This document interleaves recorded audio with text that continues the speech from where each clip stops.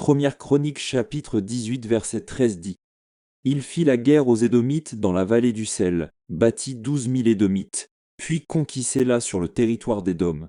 Ce verset fait partie du récit des conquêtes du roi David.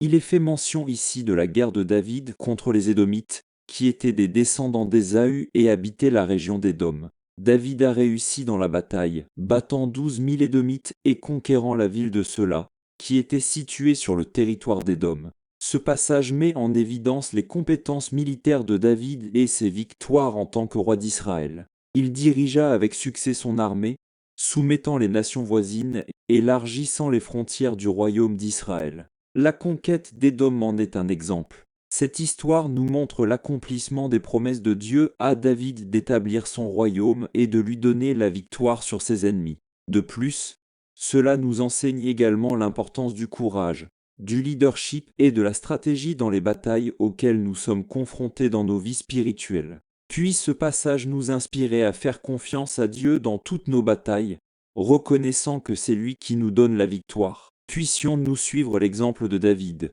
rechercher les conseils de Dieu, être courageux et stratégiques dans nos actions. Et puissions-nous toujours reconnaître que notre vraie victoire est en Christ, qui a triomphé du péché et de la mort. Déclaration de foi: Seigneur Jésus-Christ, je confesse que je suis un pécheur et que je suis séparé de Dieu à cause de mon péché.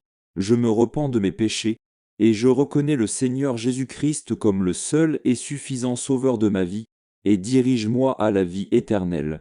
Et écris mon nom dans le livre de vie. Amen. Éphésiens 2 versets 8 et 9. Car c'est par la grâce que vous avez été sauvés, par la foi.